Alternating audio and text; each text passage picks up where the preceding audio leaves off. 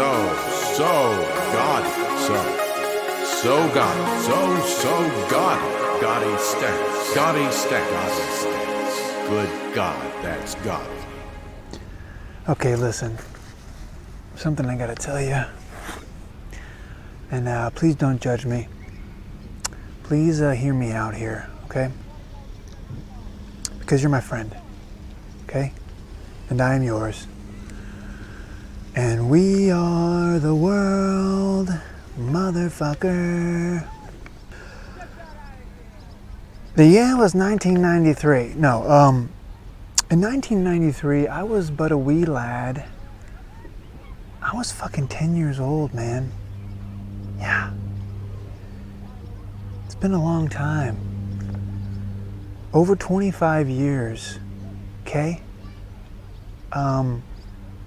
I fell in love head over heels with the Phoenix Suns of Phoenix.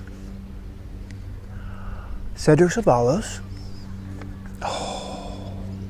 Person, KJ, Marley, Ainge, and don't forget the head of the snake, Sir Charles. Oh, the round mound of rebound. Bound. Oh my God. He's so good. The dunks, the rebounds, the tenaciousness, the versatility, although he couldn't hit the broadside of a barn in terms of his three-point shot. He could occasionally get hot. He was more of a mid-ranger, dunker, around the basket. But that team, so lovable. A ragtag group, as they say, although they had a great record, let's be honest. They'd been battling, they broke through, they got to the finals, they faced off against MJ. You know what happens next. They end up getting dismissed. In 6 games, I believe? Yes. They made a valiant effort at the end, but the greatness of MJ eclipsed theirs. Eclipsed the Suns.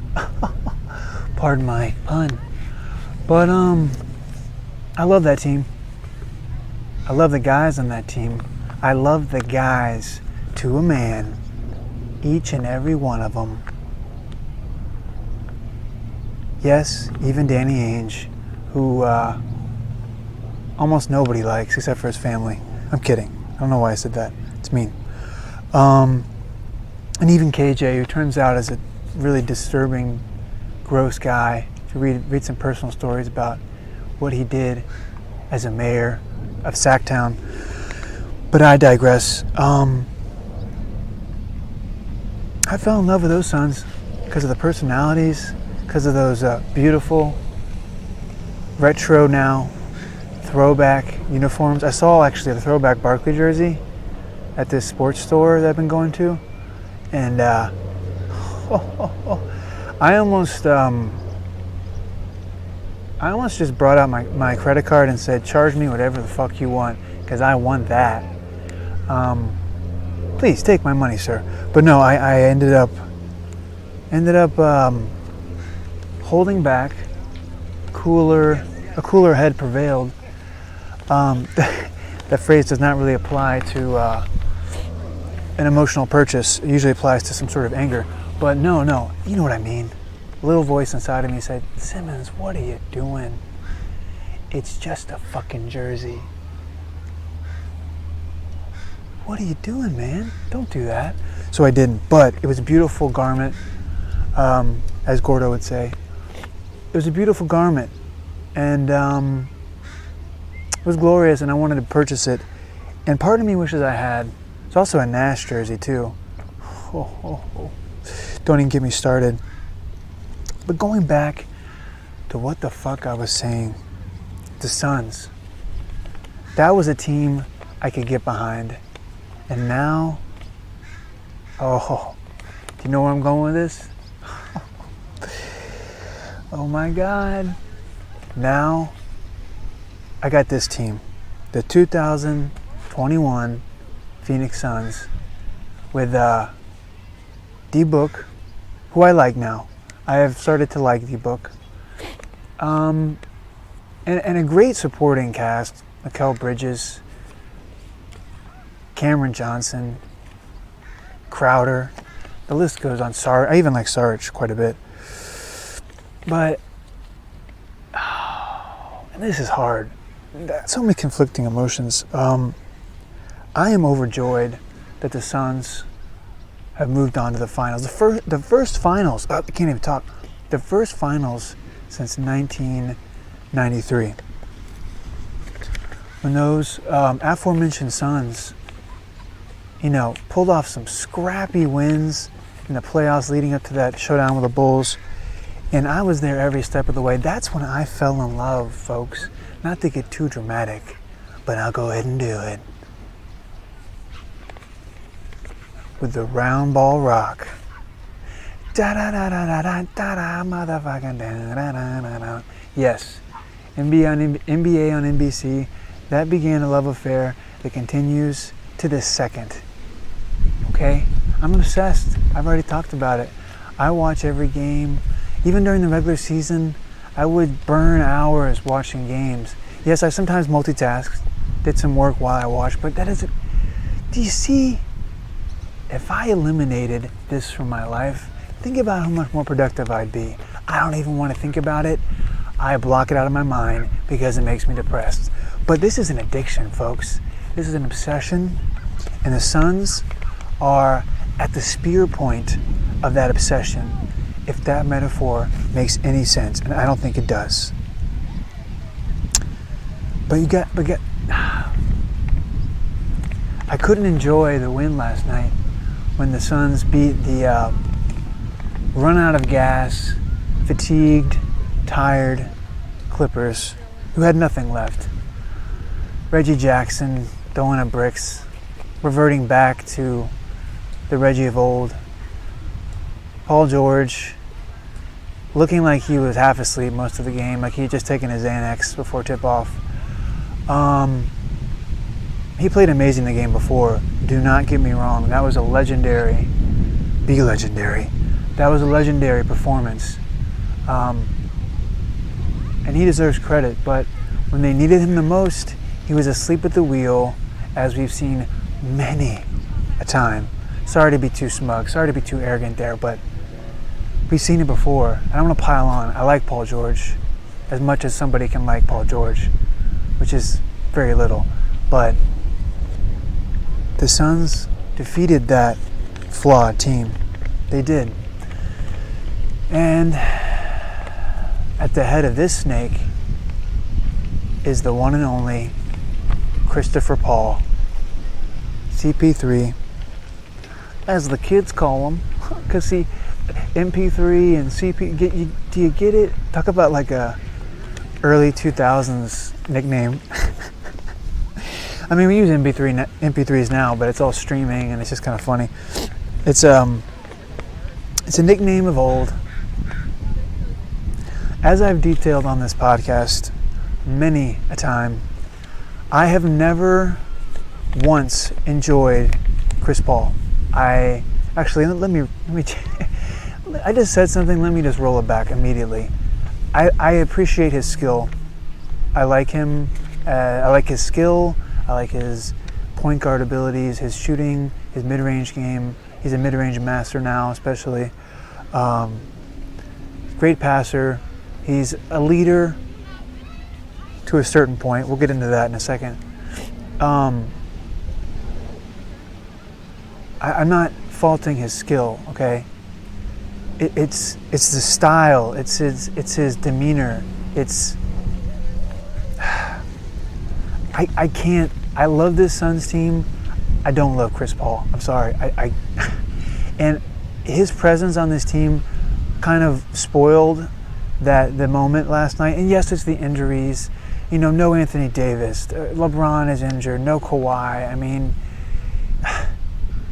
you want to talk about an easy path to the finals. I mean, come the fuck on. I mean, just being objective. I'm a Suns fan, but this is like, it doesn't get any easier. I mean, maybe the Lakers last year. Shots fired.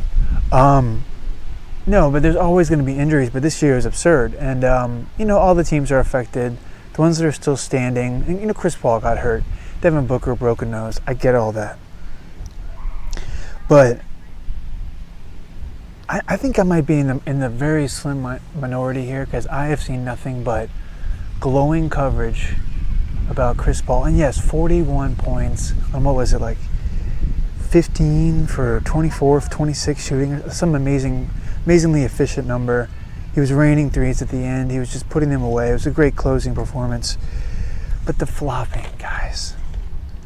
The flopping. Listen, it's the insufferable antics, okay? I've divided these into 3 categories here. Actually 4, okay? He's the most valuable flopper in the NBA right now and of all time. Like, he is the greatest flopper of all time, and I've been watching him for years.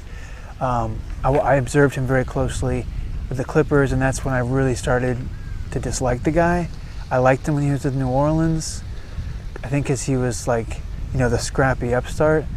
The Clippers, they were favored more. They were kind of like, they were a championship contender, and they failed spectacularly over and over again.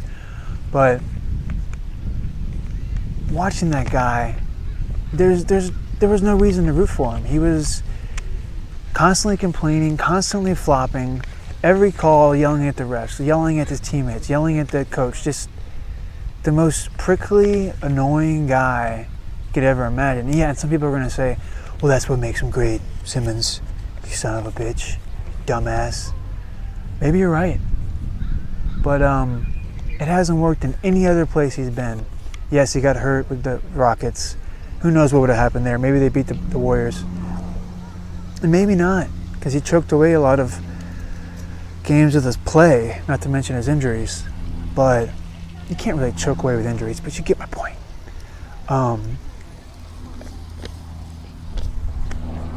It's the antics.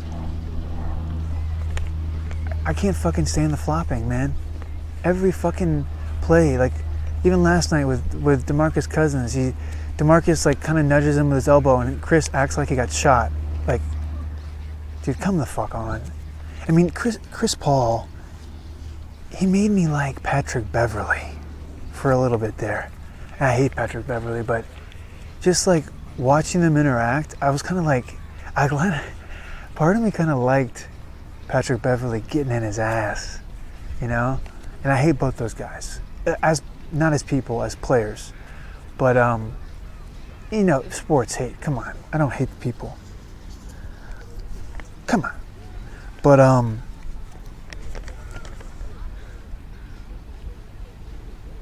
it's just something I can't get behind. The flopping, I can't. I mean, let's be honest now. A lot of guys flop. A lot of players flop. The list is long and complex, but he is the originator. I feel like he was revolutionary in the flopping world. Groundbreaking flopper. The first of his generation, the one the history books will write about. The MVF, most valuable flopper. And it's something I can't fucking stand. Even if he's on my team. Listen, I'm struggling with this because there's been players I haven't liked. They've come to the Suns and I've liked them, I'm trying to think of an example. Stephen Marbury, I guess. I never really liked him. I guess, but not as much as Chris Paul. I always liked Jason Kidd. I don't know. Maybe the list isn't very long. Maybe. But I think he's singular in this regard. He is just ornery. I don't like the way he plays basketball. I never did. I appreciate his jump shooting. I don't like the guy. And so seeing him succeed on my team was one of the weirdest experiences. I couldn't fully enjoy it. It sullied the whole thing. I had to turn the celebration off. I was just like, I fucking hate that guy. The other thing, man, it's just this classic thing about guys like him. He's the Napoleon complex incarnate. This little guy yapping, just. And listen, I like the scrappiest, grittiest sons of bitches in the world. Okay, mofos. There's something about him though. It's his smugness on top of the flopping and the yelling and the constant lobbying with the refs and just his like herky jerkiness where he's like jerking around and like falls on the ground like he's like a fucking broken toy. That with the Napoleon complex is just too much. I'm sorry, my brain overloads and I say, this guy is so dislikable, I cannot appreciate his game. And even as he was, put on a masterclass in the mid-range and three-point shooting to ice the game, to put it well out of reach, last night, I could not appreciate it because of all that shit that had happened earlier in the game and all that shit that's happened in the series and all that shit that's happened in his career. It was this cumulative effect that weighed down that wonderful, joyful, hot air balloon. And I can't lie to you guys. Listen, I was a lad in '93, and I fell in love with that team. Is this Suns team lovable? Listen, DeAndre Ayton. I've started to really like that guy. I don't love him yet, but the soft hands, me and Sam talked about it. Ooh, buttery soft hands, just around the basket. He's gonna be great. I really think that's true. I'm starting to like Devin Booker more, D-Book. I'm starting to like him more.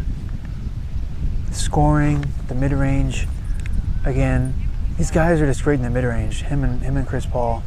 I love Mikal Bridges. I'm head over heels.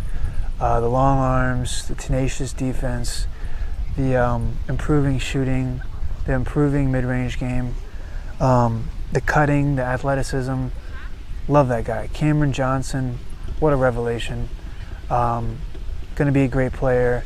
Who knows what his ceiling is? Probably not like an all-star, but yes, I'm already thinking, who knows what, I'm already like, who knows, I mean, he's so tall. Like, that's the thing with these wings they have. They're really big guys, and they're super athletic, and they're really skilled. So the future is so bright. But, and listen, my opinion on CP3 might change as we get into the finals. I reserve that right.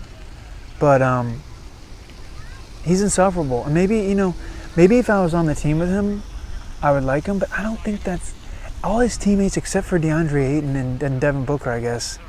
Actually, I'll take that back. This team seems to like him, but all his other teams hate him. And like, yes, like I know the teammates Michael Jordan had didn't really like him necessarily, but a lot of guys like Tim Duncan, a lot of guys like Shaq. There's a lot of players who, Nash, whose teammates love them. Okay, so maybe I gravitate more towards those guys, but this guy is so fucking unlikable. I can't get past that. I've been watching him for years, for over a decade. I just don't fucking like him. Okay, and I'm happy for the Suns, but that does not mean I have to like gush about Chris Paul, and that gets into the next thing. Okay, the media is I don't want to get X-rated here, but they are gushing all over the floor, all over the bed, everything about Chris Paul, and it drives me nuts. This guy has failed in the playoffs too many times to count at this point, okay? He's driven off teammates. He's arrogant beyond belief. It's his way or the highway. He's not a good people person. He's he bogs down your offense. Like, yeah, he's a great offensive player, but you know, it's like if you have him on your team, forget about trying to run. You know, forget about the pace being high. Forget about a lot of stuff. He dominates the ball. And I've never been a Chris Paul fanatic. I'm sorry, and I will not be. And just because he's on my team, I'm not gonna, go head over heels just like everybody else. And listen, Ryen Russillo, I'm sorry, man. Dude, you are beyond smitten with this guy. I understand that, but you've got to start looking at his flaws. Like, you had the most rose-colored glasses about Chris Paul I have ever heard in my life. I love your work, sir.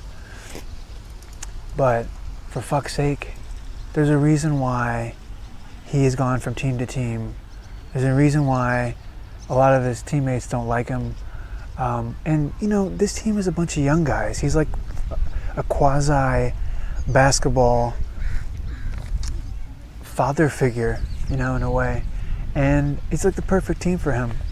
And, he can yell, he can scream, he can get in DeAndre Ayton's face all the time and be really annoying. And like DeAndre Ayton is going to be like, thanks for teaching me, sir. Thanks for, you're my guiding light, my North Star. My sun, my shining sun. And that's fine. That's great.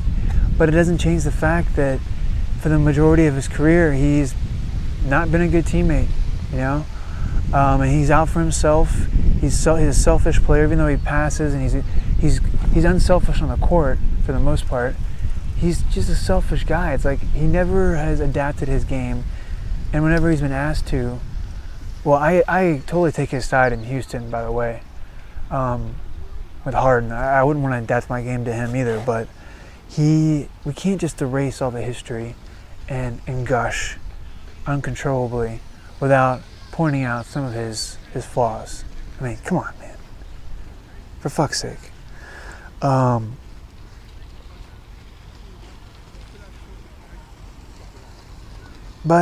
I guess I just have to try to enjoy this. It's hard. And I think I may be all alone on this island. I think most of Planet Orange is standing firmly behind Chris Paul as their savior, messiah. I just can't do it, man. It was such a bizarre reaction last night. I was numb.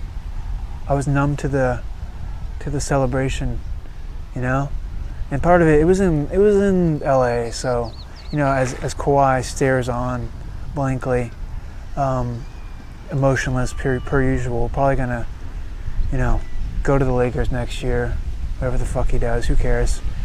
And maybe it's the injuries, as I said earlier, the attrition.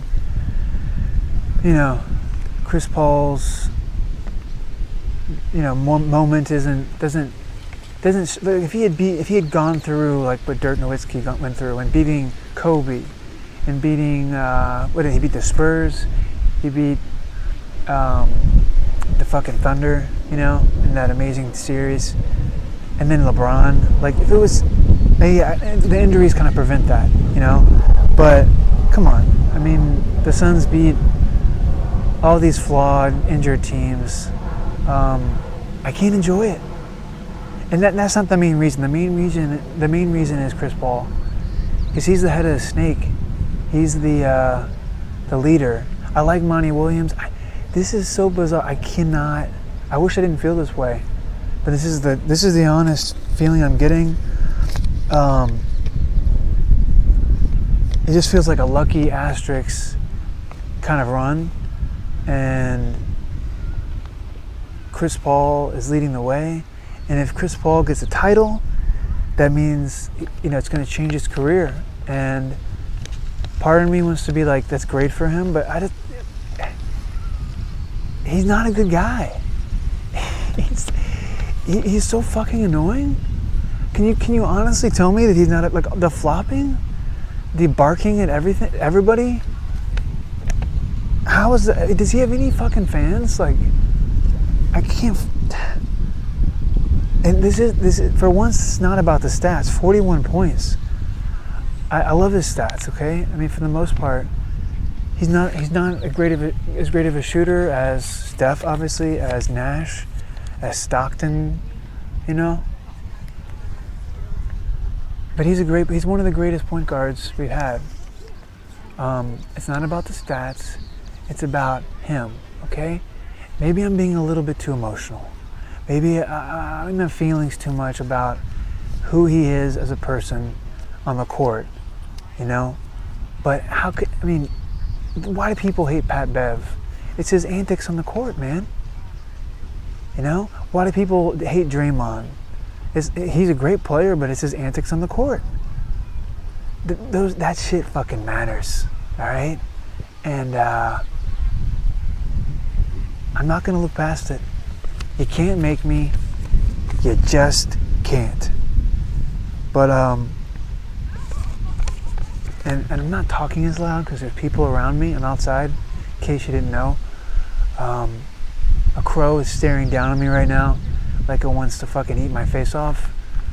And speaking of which, I've been walking around my neighborhood quite a bit, and these crows have been so aggressive. They've been dive bombing me like crazy. I don't know if you've ever been dive bombed by a crow. It's not enjoyable. But I brought a stick last time, and I stood there and I stared up at the crows, and I said, "Make my fucking day." This old lady came out and she's like, "What are you doing?" And I was like, "Oh, nothing." And I walked away. Anyways, I think I've said all I need to say. This is a short podcast. I am probably in the very slim minority of Planet Orange residents who are not enthusiastic about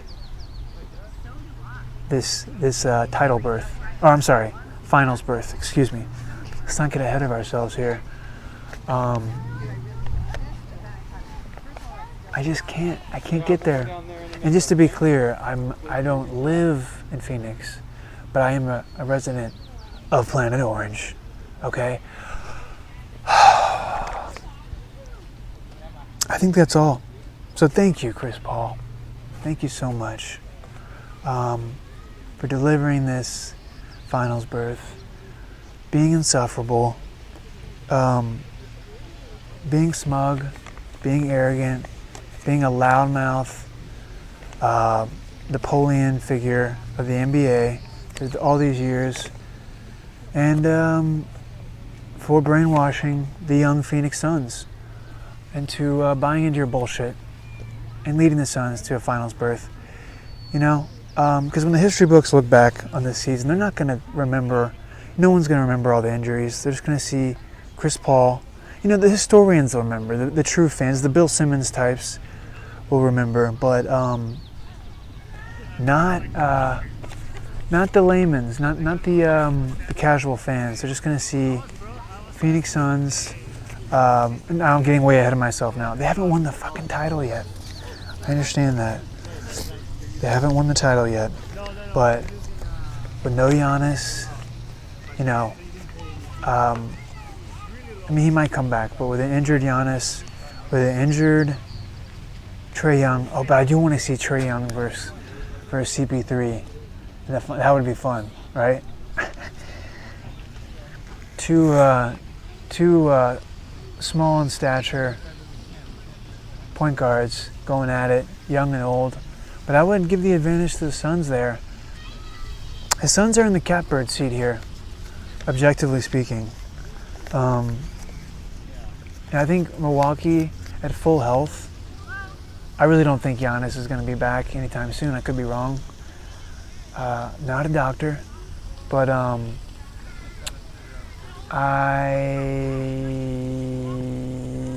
wow. Just saw somebody who was almost completely naked biking down down the road. My attention was it was a dude, but I was still like, what? Did a double take there. What the fuck were we talking about again? Oh yeah. I think if Milwaukee's fully healthy, and I'm not a doctor, so I really don't think Giannis is coming back. But if they're fully healthy, it's going to be a series with the Suns if Milwaukee gets past the Hawks. Now, if the Hawks get past the Bucks, I'm going to give the Suns. I bet Suns in 5. I mean, I just don't see how the Hawks can hang with them. If Bogey comes back to his former self, there were some signs of that last time. His knee looks better, looked a little more spry. Then there's a chance, but I wouldn't bet on it. So we'll see. But I guess it's time for me to pack up and go and try to enjoy this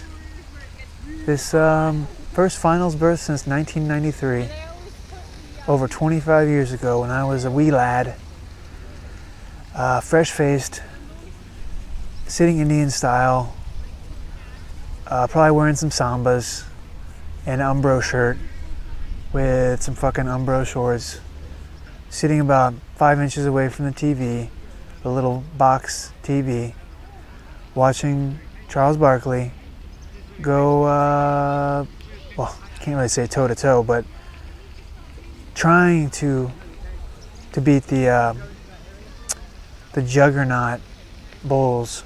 Back then, that was 27 years ago, folks. 26, 27 years ago. It was a long time ago. So we're back. But it doesn't feel the same. Sorry, Ryen Russillo. Sorry, Russillo. I can't appreciate him like you can, okay? I can't. And I won't. But until next time, bye-bye. Bye-bye.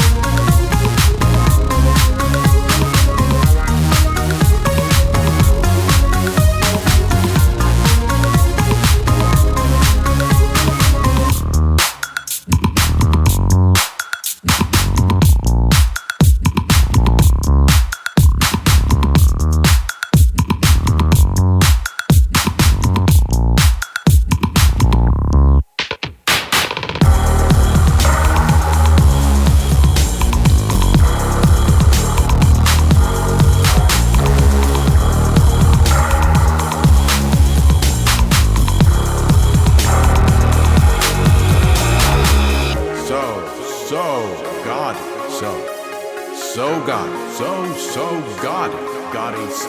Gaudy stance.